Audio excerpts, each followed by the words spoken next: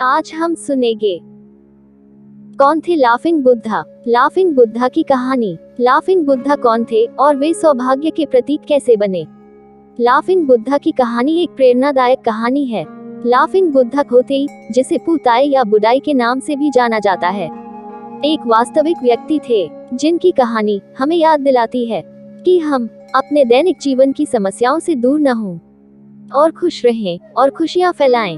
हो सकता है कि कई घरों में, आपके घर में भी लाफिंग बुद्धा की मूर्ति हो, जिसे देखने के बाद आप मुस्कुराने लगे।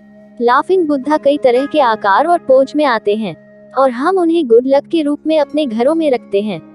लेकिन क्या आपने कभी सोचा है कि लाफिंग बुद्धा कौन थे और उनकी मूर्तियां हमारे घरों तक कैसे पहुंची। मैं लाफिंग बुद्धा की कहानी सुनाने जा रही हूँ, जो शायद आपने पहले नहीं सुनी होगी। गौतम बुद्ध के दुनिया भर में कई शिष्य थे। उनके शिष्यों में से एक चीन के होतेई थे।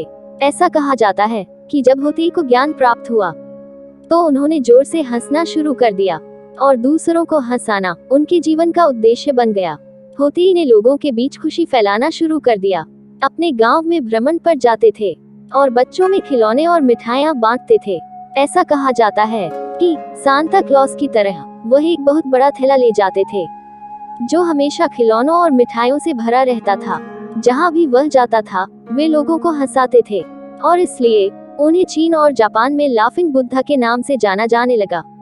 होतेई के दुनिया भर में खुशियां फैलाने का उद्देश्य उनके शिष्यों द्वारा और फैलाया गया, और उनका संदेश इस हद तक फैलाया गया कि लोग उनकी मूर्तियां अपने घरों में रखने लगे। इसे गुड लक के नाम से जाना जाने लगा। जैसे कुबेर भारत में समृद्धि के देवता हैं, वैसे ही चीन में उन्हें समृद्धि के देवता के रूप में स्वीकार किया गया था। ऐसा कहा जाता है कि होतेई अपनी शिक्षा देने के बजाय हंसते थे।